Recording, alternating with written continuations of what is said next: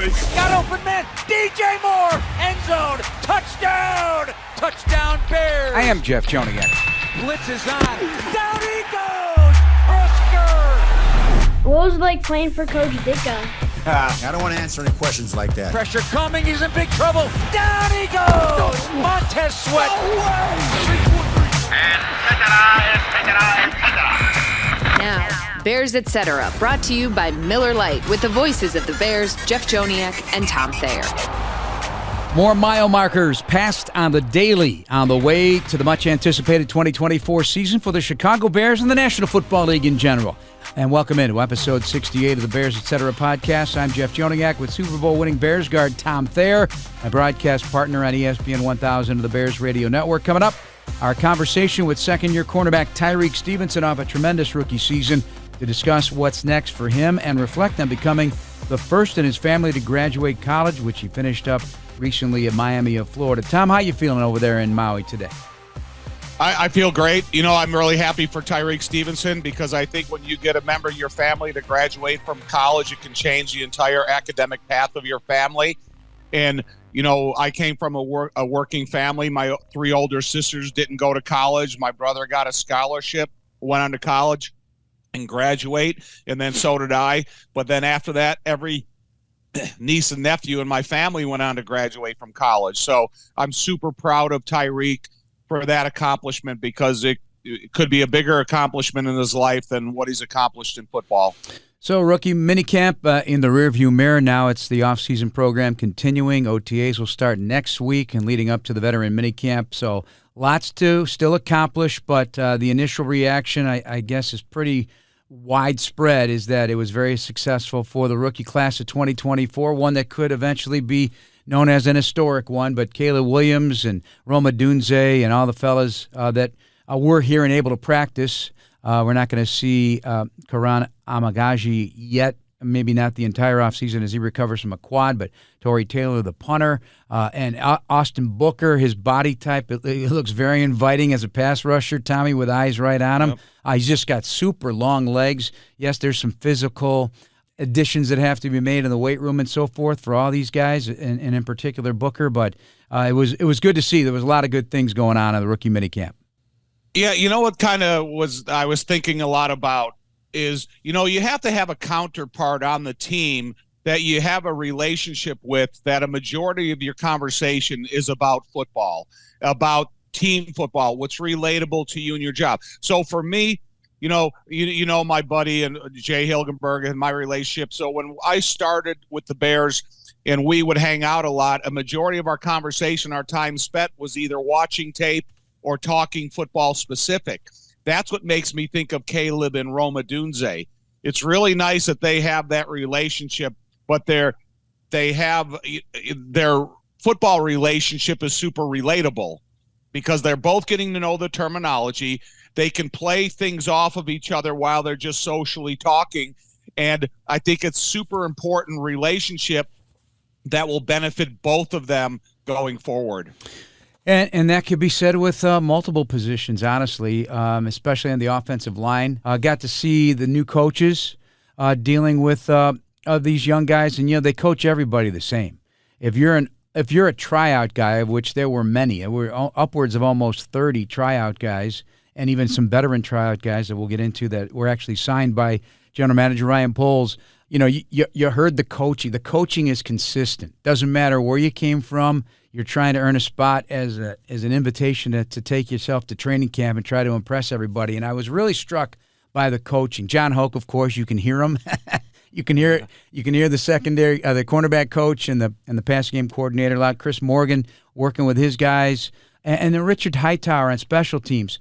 Tom, special teams for many when visitors come, it's no full contact. There's nothing like that. It's almost like that's a pause in practice, right? Not anymore. Mm-mm. The kick return, it was I had eyes on it the entire time for the 2 days, Tom. Just the uniqueness of where they're kicking off from, where the lining up is, and where the target zone is, and what's going to happen here. And everything is at your disposal. This is now a flat-out football play. It's just not a kickoff to start the game of the second half or after a touchdown. This is going to be a play. We've been saying this for months. There's going to be an addition of some 1,600 football plays, and they will be creative. No question. Oh, I think it's going to be unbelievable. I think, these guys are going to go back to the drawing board of something they've been coaching, some guys 30 years, 40 years. You think of some of the guys around the league that have come and gone that are still actively involved in the mentorship, behind the scenes, a guy like Mike Westhoff, or, that just have countless years of studying the special teams game. It's now that you have a blank canvas and all that other stuff that you've been studying for 100+ years in the NFL really doesn't fit into the modern day kickoff and kickoff return in your strategies and the play design and what you're thinking about, kicking distances, aiming points and all that. I think that for the first time in a long time, special teams return game is going to be the most intriguing part of watching practice initially when they all get together. But, going back to you talking about the coaches and listening to them all. So when you go back and you watch it, all their initial news conferences, I'm glad Coach Hightower got to be a head coach at the All-Star game. Eric Washington sounded like a completely different man than the man that we knew when he was first here. And I like the attitude of Shane Waldron, and he realizes the canvas he has to work with and how that will all put together. So I'm excited for all of the coordinators' futures and what they could bring to the Bears. Right? But Hightower, I know he's excited. When he was at the point, you could hear the excitement. You don't know, frankly, you don't know who's kicking off. Potentially, you don't know who's returning. You don't know who's going to be lining up. What types of players are going to line up at the line of scrimmage for the kickoff, and then just the actual play itself. We know this. You must admit, some plays in the league in 2024 on kickoff are going to be head scratchers, and they may backfire, and it may hurt a team, and it may cost a team a win, or it may be like the most unbelievable thing that's happened. And we're going to be seeing great field starts on starting position, and we're going to applaud these coaches, and we're going to applaud these players for taking this and running with it literally. I think we're going to get both ends of it because that is the story of the league. Every play has a failure or a success, and you don't know when each is going to hit and at what critical moment in the game, especially late in the game, Tom, when there's going to be strategy involved. Right? Are you okay with having a touchback and starting at the 35-yard line and giving him an automatic first down? I don't know. That could happen. Right. I mean, there's all kinds of things. So I've like we always talk about it because I was on kickoff return my entire career. And so when we got in the huddle, we would call the return, we would break, we'd get lined up, you get your hands on your knees, you follow the flight of the football, then you kind of organize your positioning according to the flight of the football. Nowadays, because of the proximity of the players, you may not know the return until the kick actually starts. Yeah. And they're going to, we talk a lot about the offense going to the line of scrimmage with a check with me play. And then throughout the quarterback's cadence, he's telling the offense what play they're going to run and what direction they're going to run it to. That's going to be the same thing on kickoff return. Okay, we have a returner, but they're kicking the ball to the extreme left. You can't have a right return if they're kicking it to the extreme left and vice versa. So I think the knowledge of the kickoff return guys is going to have to be so amped up because they may not know what they're doing until within seconds of the ball being kicked off or caught. So it's going to be a cool thing for NFL fans to watch. Did you ever do kickoff coverage? No, not as an NFL player. In high school, I did because in high school I kicked off. So you did not. This is something I've never known. Yeah, 30 years together. I just learned that Tom Thayer kicked off. Well, hey, frankly, I mean, you think about Lou Groza was an offensive lineman. Yeah, he's now the Lou Groza Award is the most prominent in college football for kickers. There were a lot of positions. Michael was a great kicker. Yeah, Steve but I didn't know Tom Thayer kicked off. Jeff, our kickoff formation. So we had a short kickoff and a long kickoff. So we had two kickers approach the ball simultaneously. And so I kicked to the wide side of the field, and Joe Fitzgerald, our quarterback, kicked to the short side of the field. And Gordy Gillespie would call the aiming point. But we would both approach the ball at the exact same time, and then, you could time it up, whoever had called the kick. I wouldn't rule that out happening. I mean, it was the strategic part of it for a high school game. You couldn't anticipate where exactly we were going to kick off, and we kicked off a lot because we scored a lot of points in high school. I will say, the lining up at the plus 40 in the opposition side of the field, and then you cannot move until that ball is touched, right? Or it touches something. Correct. And I was wondering, well, what kind of a lead time will that returner have? And if that ball is bouncing around, I think there's going to be some nervousness, some fidgety, some fumbles, some great opportunities that will turn a game. It's not going to be it won't be easy for the returner. I will say that. I was wondering what it was going to be like, but those guys that are going to be at the line of scrimmage, they're going to move fast. And somebody's going to get free unblocked. And I'll just be curious, like, who becomes a rising star in the National Football League on special teams kickoff coverage because of this new rule. I just love the whole thing. Love the whole thing. Me too. There's going to be the trapping game. There's going to be double teams. There's going to be misdirection. So now it's just not, okay, right return, ready, break. I mean, there's going to be specific ways that you're going to have to call the actual return play. Okay, we are always brought to you by Miller Lite. Tastes like Miller time. Go to MillerLite.com/BearsPod to find delivery options near you. Celebrate responsibly. Miller Brewing Company, Milwaukee, Wisconsin. 96 calories and 3.2 carbs per 12 ounces. So from your viewpoint on Caleb Williams, you heard a lot of 7-on-7 accuracy in the minicamp. With and frankly, a bunch of guys that he hasn't worked with at the receiver position or the tight end position. Certainly Roma Dunze, they've worked together. John Johnson, his teammate at USC for a time, finished up his career at Nevada, had some great catches in this one as well. But just the timing, the accuracy, the ball placement really stood out. It really did. The scanning of the field, again, with no pressure, no pads, getting all that understood. But just it's the ball rarely hit the ground. First of all, the mental performance, the use of the terminology and understanding what that means. That's the biggest obstacle to overcome because everybody is seen, and no matter how many college games they've watched of Caleb and the rest of these athletes, they understand their athleticism. They understand their traits. They understand their arm strength, their arm ability, their different targeting. So everything you saw on the physical side of it was super encouraging. And now it's the continuous process of mastering that terminology so you can become more efficient and you become more comfortable what you said in the huddle and how it pertains to the line of scrimmage. So the initial structure of the process, I think, was awesome for all of these young kids. But it's like going to Notre Dame as a freshman and we only went in there with the freshmen.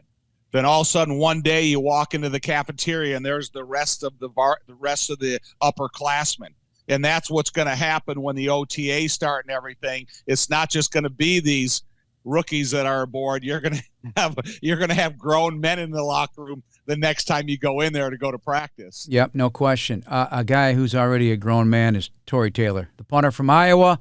On Saturday, some of his were so well placed and so booming kicks wherever you want it. Again, this whole golf bag explanation, he can pull any club he wants out of his bag.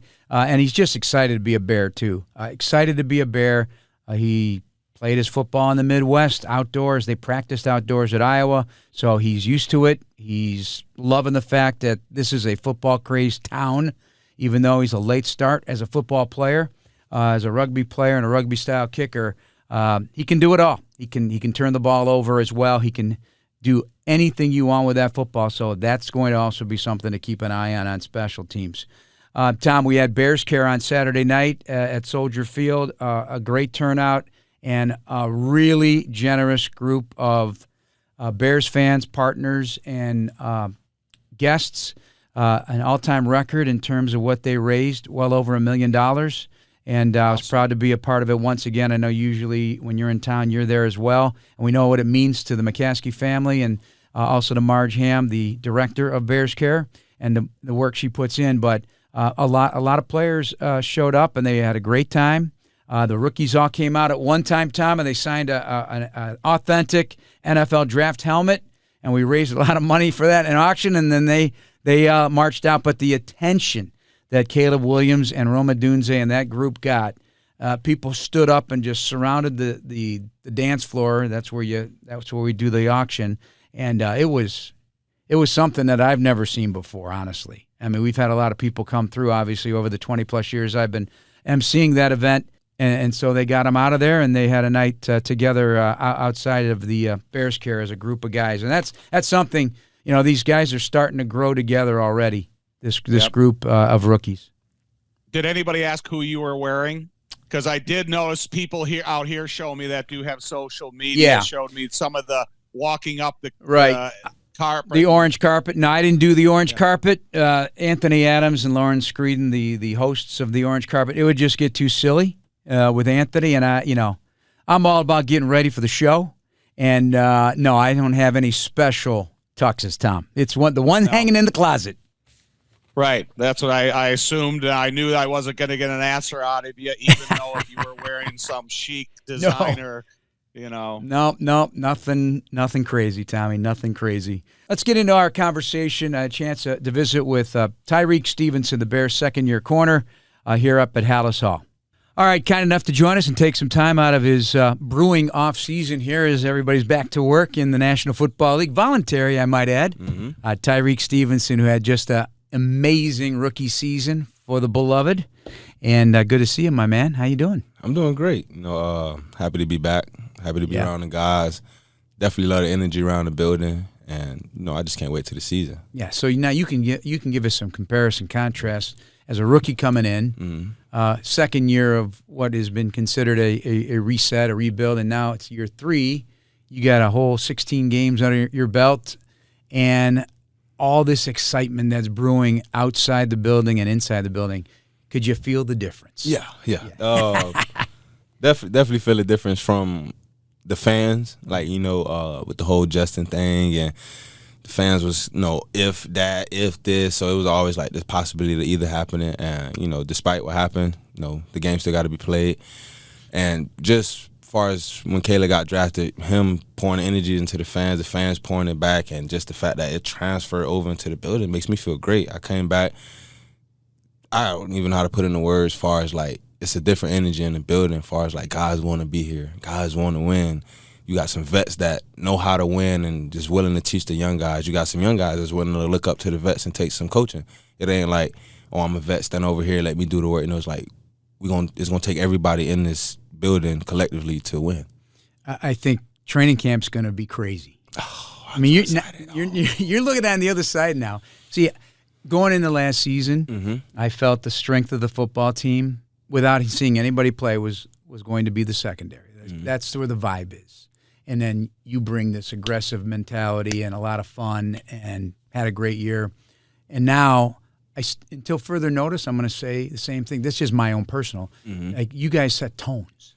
And now on the other side of the ball, you got former Heisman winner and number 1 overall pick who is classy at the age of 22, and he's just got a charisma to him and great talent. But then you got Keenan Allen with DJ. You got Gerald Everett. You got Cole. You got DeAndre Swift. You got Herbert here. You got Roma Dunze. And let's not forget the rest of the crew. There's guys going to be competing for slots. It's like you're facing an almost nearly all-star lineup on the other side, right? Is this going to make you better? This is definitely going to make me better. Just as far as the guys you named, they're coming with their stuff. And I feel like far as the defense to go, it's going to make us so much better because we clicked at the end of the year because we understood that our goal on this team was to be the inspiration starter, to be the tone setter. So not coming into this year and having the offense to practice against, having dudes that's going to make them plays that they can make in the game is just going to make us go out there and play a lot of people harder and, stick our foot in the ground and be able to knock people back because we do it in practice. We got guys that's on the offensive side of the ball that's going to be able to, make the plays, make the throws, make the catches, run the routes, do everything that you probably see from another offense. And that they're going to put it on top of us. It's just going to make us so much better. And I'm so excited for it. I'm so excited to see what the guys on the defensive side of the ball are going to respond to, as far as adversity. And I feel like our offense is going to give us that first level of adversity. And then that's when we're going to realize, we're going against one of the best teams in the National Football League. So I didn't realize this in the heat of the moment of the season, but just, doing some research, I didn't realize what happened the last 8 games of the year. Point production that you guys shut down. I don't know if you realize you guys allowed only 7 points in the first quarter combined for the final 8 games of the year. Mm-hmm. Did you know that? Yeah, I knew. You have a 1 touchdown. I was going to say, coming towards the end of the season, we was number 1 in a lot of categories. We actually ended up tied number 1 at the end of the season for interceptions. Yep. Far as run yardage per game, we was first. Far as like you were saying, touchdowns allowed, we was first. So just we clicked that end of the year. And that's just far as us realizing that we got to be that spark plug for the defense. So just to have that spark plug on both sides, it's going to get his engine a lot of power. But here's how it works, because it is like a chain. It's a chain link, right? If you guys start fast, keep teams out of the end zone that first quarter, give your chance for the offense a chance to kind of take the lead. You guys play on the lead. I mean, that's a value for your defense. Now you throw in special teams, the new kick return rule, new kickoff rule. Field position starts. We got this crazy punter. He's got a leg. He's got a bag of golf clubs in his leg. And Caleb and all these weapons. I mean, when you talk about playing together as a team in all 3 phases, but if you guys pick up where you left off and just keep on going north here, man, with your performance, this could be really something. It is. I feel it. I feel like everybody else feel it. Last year it was talk of it because of the mindset that we push to everybody, but I feel like everybody can feel it. Everybody can feel the desire. Everybody can feel the envy to win, the greed to go get it. I feel like everybody feels that, and I feel like the guys on the team wants it. I know the offense wants to prove themselves. I know the offense want to go out here and be like, we put all this together, we're not no bust. And I know this defense want to stand on top of what we already set. We feel like we are the best defense in the league, and we got to come out this year and stand on that same stepping stone. So on this podcast, and Tom Thayer couldn't be here to do the interview with us, but I told him, hey, Tyreek Stevenson's coming in hot. He's coming in hot because he finished the year really strong.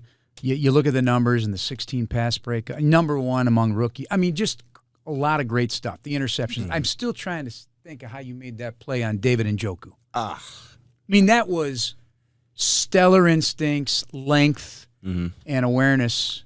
Yeah, I'm be honest. Reminding people what that play was. He was open until he wasn't, because you got in the middle. I'm going to be honest. I told my mom this, and she looked at me so scary. I was like, Mom, I don't remember that play. I don't remember. The only thing I remember is realizing where Njoku was, realizing that the ball was in the air, and then only thing I remember is getting tackled. Because Bojack was like, get off him, and I get off who? Get off who? And I got up and I had the ball. If you look at the video, I go to the end zone, and I don't know how to celebrate because I still watch it to this day because I don't remember what happened. It was a simple blur, but it's reaction. It felt good though. That's when you know you're playing at a high level. That's when it's just reacting. I feel like that's when your instinct kick in, your football instinct, and that's exactly what happened. I don't remember the running. I don't remember the cutting, the spin. The only thing I remember is breaking towards the ball and on the ground when they getting a pile off me, and the rest is history. Even when I got to the sideline, everybody was like, "Oh my God, oh shit, Reed." I'm like, "What happened?" What? I'm like, "What happened?" They like, "You don't know," and I didn't realize till I got on the bus and people just, and I'm like, "Oh." That's one to remember, man. Yeah, I'm like, "Oh my God!" I got that picture on my phone just so I can try to. I don't remember it. Well, now you set yourself a new floor, right, in performance. So as you took stock of what you did, and I don't know what you have been doing this off season in terms of getting ready and so forth, and if you've dug into your tape anymore, but you faced a lot. I mean, you had 110 targets you got one of the best in the NFL on the other side, Jalen Johnson, and congrats on his payday. Mm-hmm. Do you feel like you're more than just a second-year player because you almost had a couple years in one last year because you played like a veteran? I felt like I've been here for a while. Right? I feel like it, and I feel like the guys feel it too. But like you said, I evaluate my game a lot. I feel like during the season I took like year 1, year 2, year 3 steps just because of having one of the best corners in the nation on the other side. So it gave me that room to operate and take all the time. I was the second most targeted corner. I was the second. I think I was the first or second corner that gave up the most receptions. I was like top 5 for touchdowns allowed, yards. I was top 5 for yards. So it's just, and still end up coming out with 4 interceptions, 16 PBUs, 80-some tackles. So it's just I feel like I'm more than a second-year player coming in. I feel like I'm on year 4 or 5, and this year I got to prove myself. All pro, 6 interceptions. I'm putting that out into the world because that's what I'm aiming for. Nice, love to hear that. Kevin Byard, back on the back end, a veteran, tremendous ball hawk in his career. Very business-like approach, hard hitter. You got Kyler in his 3rd year, Jaquan. I mean, this is really guys. You got some dudes back there in that secondary. So behind 2 of the best inside linebackers in this league right now, and Tremaine Edmonds and T.J. Edwards.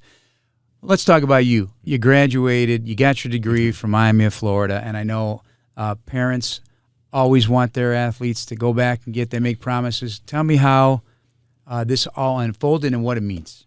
So career started off at Georgia. Spent 2 years there.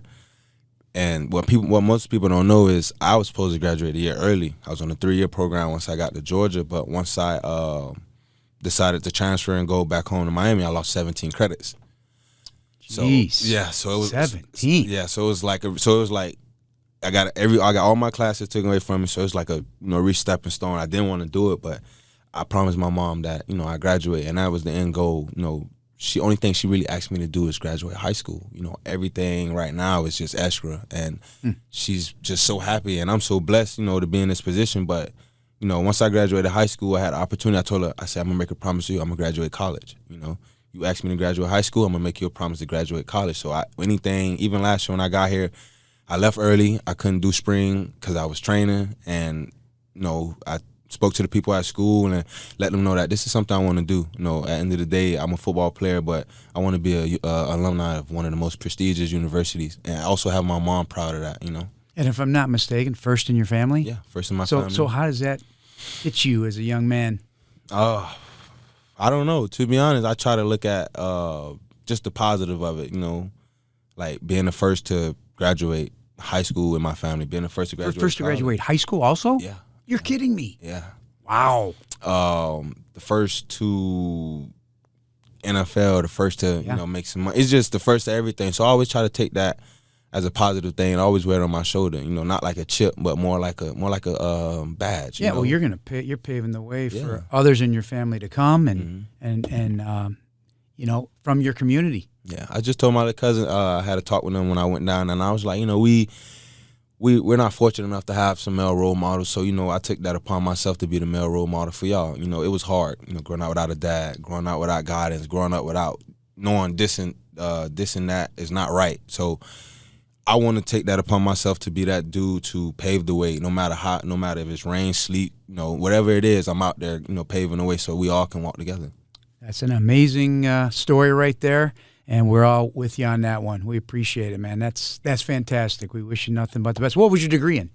General studies. Okay, very good. You got post-career plans? I don't know. To put that to use? You have to be determined.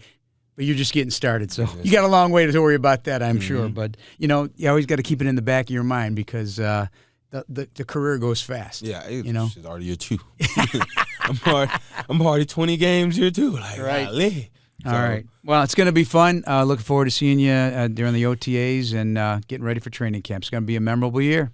Thank you. I appreciate you having me. I can't wait. Honestly, I can't wait. I can't wait. I can feel it. I can feel it. All right. So we can talk a lot about his journey, and he's very proud of what he did to get himself even selected to play at University of Miami. And that's a really good school. It's a private school, and getting a degree out of there is is a badge of honor, and to do it in the manner he did it and making some promises to get it done. And then just knowing that he had a great impact his first year as a Bear. He's coming in hot, Tommy. He's coming in hot. He had a great second half of the year. Well, I think a lot of credit goes to Tyreque Stevenson for what he was able to do. John Hoke deserves a lot of credit as well, and you brought him up because you can hear his voice on the coaching field. Because, there's kind of a different body style of every cornerback you ever coached throughout your career and your coaching life. And no two guys really match up. So when John Hoke took a couple of these rookies and turned them into legitimate NFL cornerbacks, which is, to me, as outside a quarterback, is the most difficult position to play.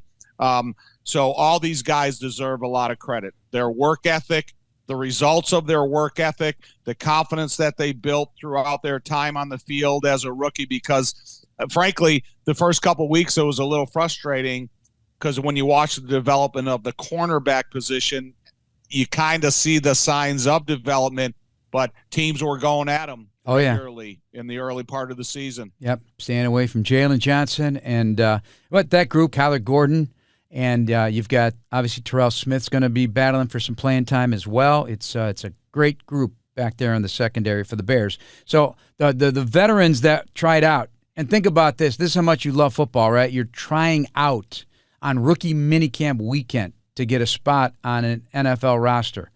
And that shows commitment and hunger, and the Bears rewarded a couple of those guys. Tight end Tommy Sweeney, he did stick out. When you see the guy on the practice field, he kind of looked like a veteran. He played with the Giants, but was on the non-football injury list last year, but a former seventh-rounder of the Buffalo Bills in 2019.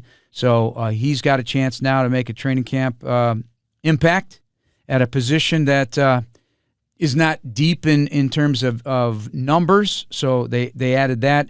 And then the other one is familiarity with the former Seattle offense coordinator Shane Waldron, now with the Bears, and that's Freddie Swain. Only 25, played with the Broncos in 22, and was drafted by Seattle in 2020. 42 catches, 6 touchdowns in his career. He was their primary punt returner as well in 21. So, if nothing else, more competition, Tom. Oh, I think it's awesome. I think every one of these kids should be as excited as if they were the first pick in the draft, like Caleb Williams, because they're going to go to training camp and they're going to have an opportunity if they show up every single day and they just continue to work hard and they never are out of the sight of their position coach. It increases their chances and their opportunities. So well wishes to every one of these guys that are going to have an opportunity to come in here and compete. And when you talk about the Bears having an extra preseason game and the Hall of Fame game right there, you may increase your opportunity to have week one of the preseason reps, which is sometimes is unheard of by these guys. So, just the best of luck to every one of them. We're brought to you by PNC, official bank of the Bears. And when it's time to tackle some game day deals, then go with a grocer who's been a part of Chicago since 1899, Jewel Osco, the official grocery store of the Chicago Bears. Some others, undrafted corner Leon Jones, he had an interception on day one of the rookie camp, 6'1", 195 of Arkansas State. Looked the part, like the way he looked. He's got very strong legs. I was watching this guy, strong thighs to play that position. He's got good size. Deshaun Mallory from Bolingbrook, Tom, the Lockport head coach, and you know all those folks down there, when they played Bolingbrook, and I said the guy was impossible to block. He went to Michigan State, then Arizona. He's 6'1", 275 at defensive tackle.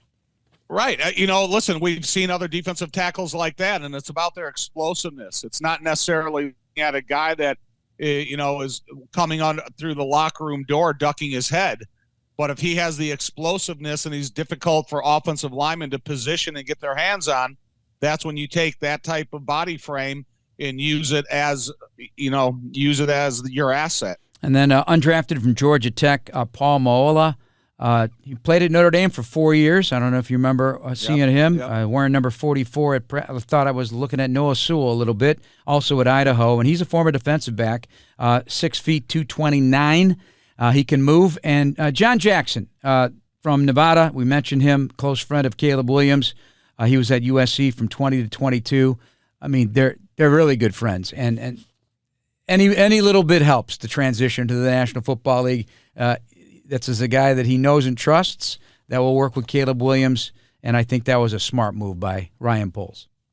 Oh, I agree. I think that's one of the positions that needs competitiveness, even though you talk about 1, 2, and 3, and that's DJ, Keenan, and Rome.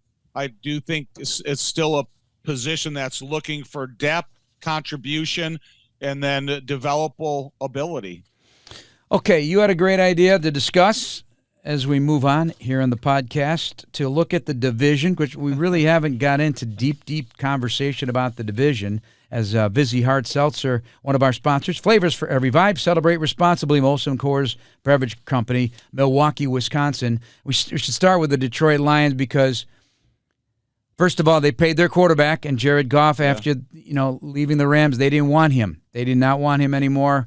He makes a home in Detroit and gets paid a handsome salary.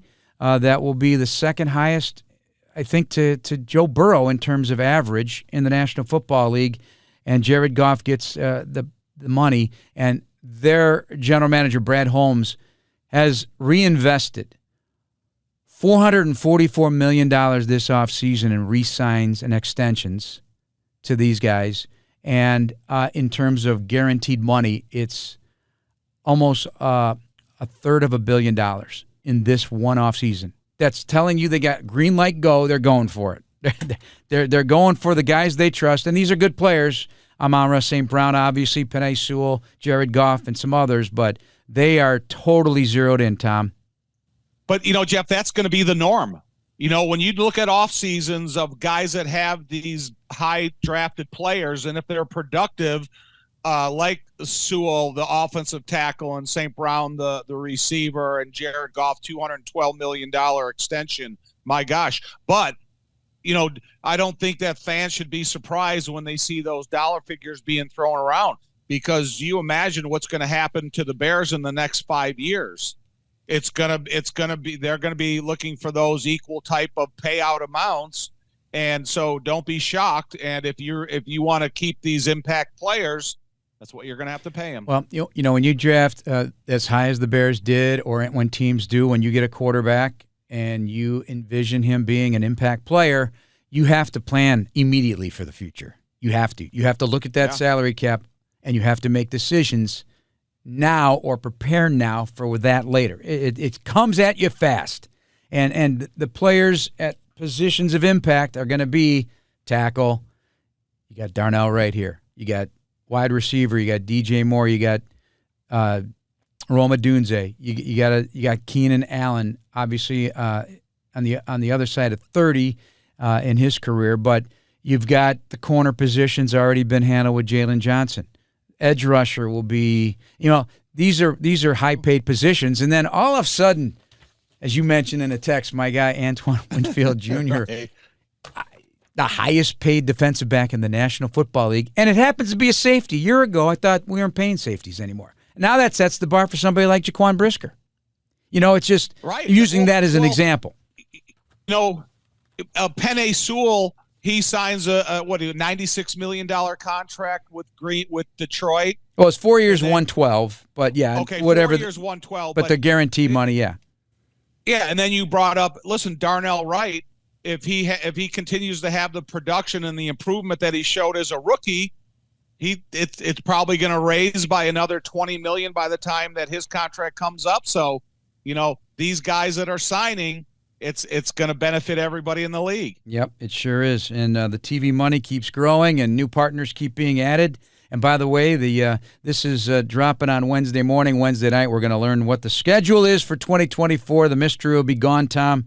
We'll find out what you need to worry about and what don't you need to worry about the heat or the cold or whatever the case may be. We'll be ready for you, that's for sure. Also, so back in the division, you wanted to discuss where the top two strengths of each of the four teams are in the division. And you texted me what you believe yours are. And I'll tell you, they're very common is what they are. They're very common. Let's just start with receivers, including tight end. You feel Green Bay, Minnesota, and the Bears. That is a part of top 2 strengths of these teams. And, you really could say the same thing about Detroit with Amon-Ra St. Brown, one of the best slot receivers in the National Football League, and Sam Laporta, and they just added Brock Wright to the tight end position. So let's begin the discussion. What prompted you to focus on the top 2 strengths of these division teams, and how do you feel about that first one out of the gate, wide receivers, tight ends?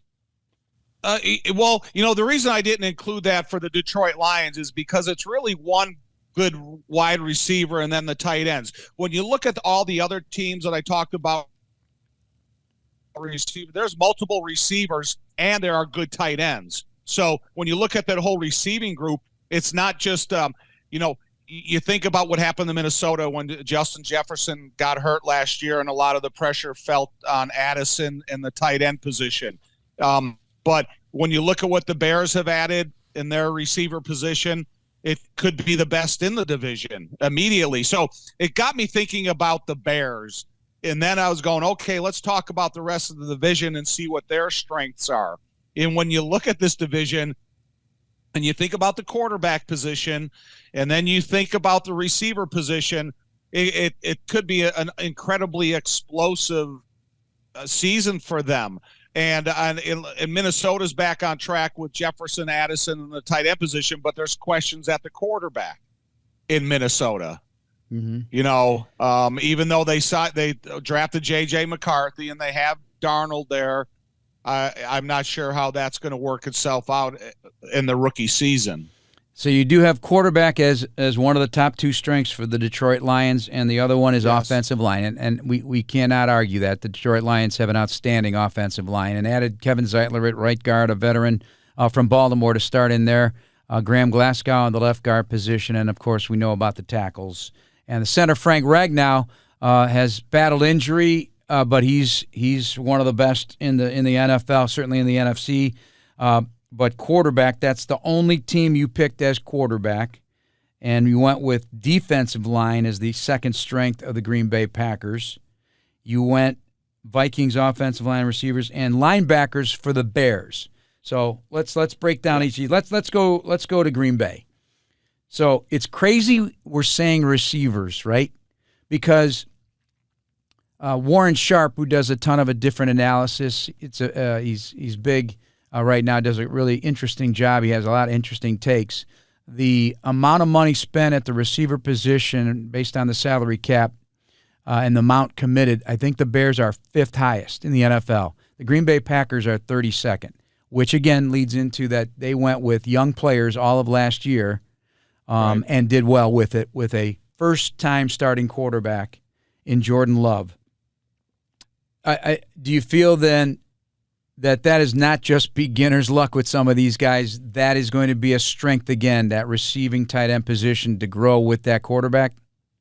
Well, when they drafted Watson a couple of years ago real high in the draft and kind of brought a weapon in for Aaron Rodgers, but then he's been kind of injured since he's been there. If he's the type of guy that has a complete 17-game healthy season, he brings an element of speed to the rest of those receivers that they can allow Jordan Love to continue that development process with a lot of weapons. They brought in young tight ends. They have multiple tight ends. And so I just think their group is going to have a lot of responsibility for this offense to stay successful because they got rid of Aaron Jones. They're kind of changing the way they're going to use A.J. Dillon, and then they drafted a running back out of USC. So I think there's... Plus Josh Jacobs, though. That's another one. Yes, Josh Jacobs as well. So I think that how much respect that we've had for Aaron Jones throughout his career and what he meant to that offense, now maybe it will be a little bit more of a passing offense, including the running backs. But if Watson stays healthy, they have game-breaking speed on the field every play that he's on the field. Going to a 4-3 on the defensive line, and they're always going to get your attention because of a couple of players. Kenny Clark, obviously. Rashawn Gary on the outside. Preston Smith. They got a rotation with Lucas Van Ness. It'll be interesting. They loaded up on some linebackers. They got rookies that are swift to join what they have in Quay Walker over the middle. I do think that that front seven is going to be pretty fast, and with the new coordinator and Jeff Hafley coming over from Boston College with NFL experience, it'll be interesting to see how they hit the ground running. And the reason I picked their defensive line is because a couple years ago they went and signed Devondre Campbell off the streets. And he came in, and he was one of the most productive interior linebackers in the division and just had an unbelievable stint with Green Bay. And a lot of that is because of what the defensive line is willing to do for you.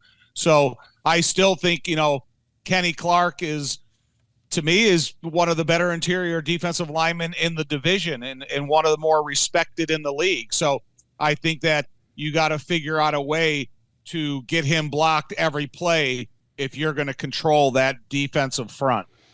All right, you got the Vikings offensive line as also a strength for Minnesota. And I'm curious about their defensive line because there's been change there. And with this coordinator, Brian Flores, he's coming at you hard. So whatever they didn't keep, for financial reasons or otherwise, they've added in a lot of different types of players. Jonathan Grenard from Houston, Andrew Van Ginkel from Miami, Blake Cashman. These are all linebackers from Houston. They drafted Dallas Turner at number 23 in that trade-up. So there's already a lot in place, and now adding this to the mix. Obviously, Danielle Hunter was outstanding. Danielle Hunter always seemed to be paired with somebody or something. So this is going to be a kind of a remake on the defense for the Minnesota Vikings. So I'm curious, because of the coordinator and how aggressive he is, if I wouldn't put that as a strength on my side of the ledger as well. And why haven't they signed the wide receiver yet? He's still not extended. Right, but when they went with a couple of these receivers that got signed and got picked up and got drafted, there's kind of a different level of money being thrown around from the time you start your negotiations to where you're at right now. And they know how important Justin Jefferson is after being injured and how badly that this offense needs him, especially with a newly drafted quarterback. So, a lot of it could be stubborn just in money issues alone by the player, and he wants not, which is unrealistic. He just wants to get what he thinks he deserves. And, going back to you mentioning Brian Flores, I did struggle with my number 2 strength of Minnesota because, Brian Flores stands out to me. I think he's is a really good, innovative defensive coordinator that brings a lot of pressure consistently. And, nothing stood out for me more than their receivers. And so I guess that's what I almost had receivers in question mark. Tastes like Miller time. Celebrate responsibly. Miller Brewing Company, Milwaukee, Wisconsin. 96 calories and 3.2 carbs per 12 ounces. All right. Why linebackers for the Bears in addition to the receivers and tight ends? Because at the beginning of the season when TJ and Tremaine were playing together, you could see them kind of getting acclimated to the style of defense in the division and everything. Then as they started to get into that, week 5 and 6, and you start to see, wow, these guys are on. TJ is all over the place. These guys are really playing well. And then the defensive line started to play better, and then they even upgraded even more. So, we talked about relationships and how they help develop. So if Zach Pickens and Dexter Sr., they continue to develop this relationship, and they, have they can complement their athleticism, play with the rest of those guys.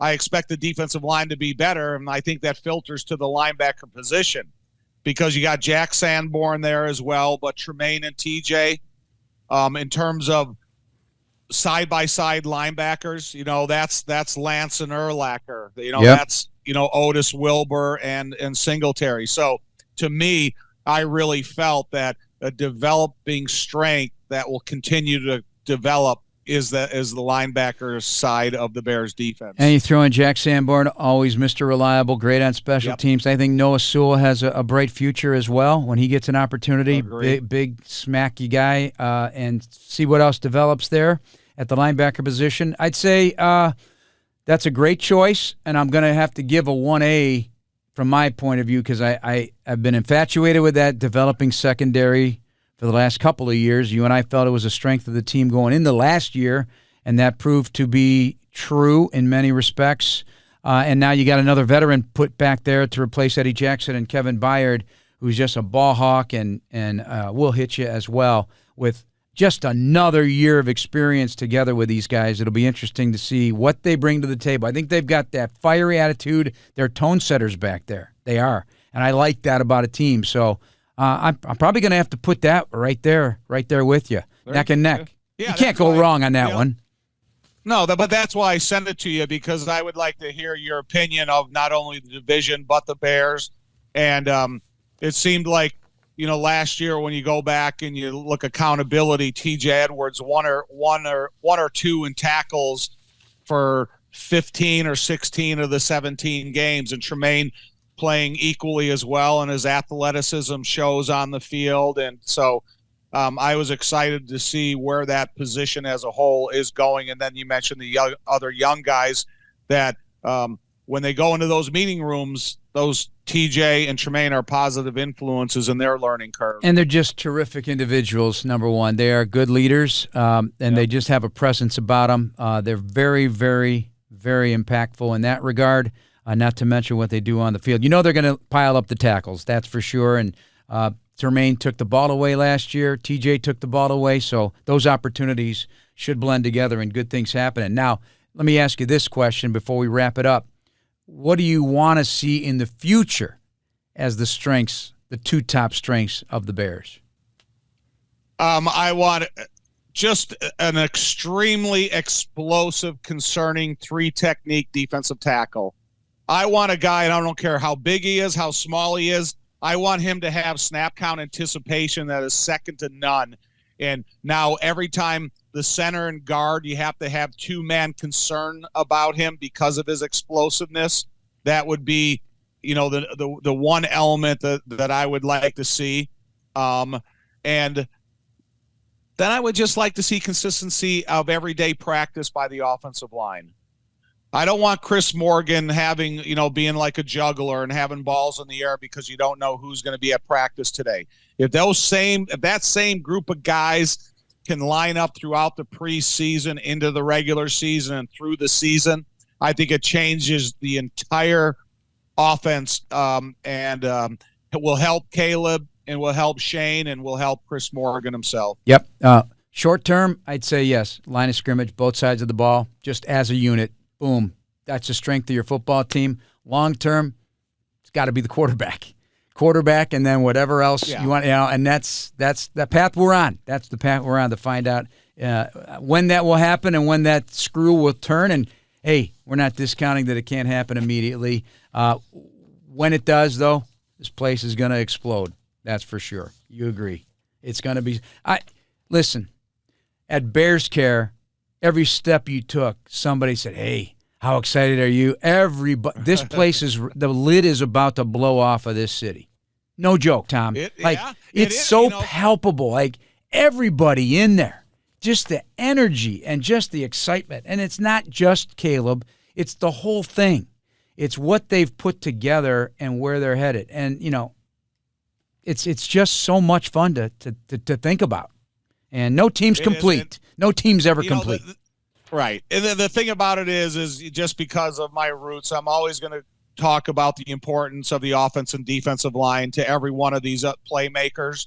And if they can get that settled and those groups come to practice every day, you're going to see wonderful things out of the rest of the guys that we talked about. When it's time to tackle some game day deals, then go with the grocer who's been part of Chicago since 1899, Jewel Osco, the official grocery store of the Chicago Bears. All right, that's going to wrap us up. Appreciate your time as always. Special thanks to our guest, young cornerback Tyreque Stevenson. For Tom Thayer, I'm Jeff Joniak. Thanks for listening, everyone. Please subscribe now on the Chicago Bears official app, Apple, Spotify, YouTube, or wherever you get your podcasts. When we visit with you again next week, we will know the schedule, and Tom and I will be taking a good look at it. Who do you want to open with? Who do you want to open with? Detroit. Or who don't you? Who don't you want to open against? I don't care. I don't have a wish list that I don't want to open against. I want to open with the Detroit Lions. And I don't care if it's in Detroit or in Chicago. And I want the Bears to start out 1-0 in the division and then just get on that positive momentum roll. And, today as we sit here and talk, there's some release of the opening weekend of college football. And then there's a couple games that are kind of sneaking out in the NFL schedule. It's exciting, man. It is, because I look at opening week of college and, in Tyreek, Miami plays Florida in Florida opening weekend. Notre Dame plays Texas A&M at Texas A&M opening weekend. LSU and USC play. So college football, it's exciting, and I'm glad there's marquee games, what they call week 0 in college football, to just get everything kicked off with some football season excitement. It's not that far away. Tommy, thank you so much. Bear down. Yep.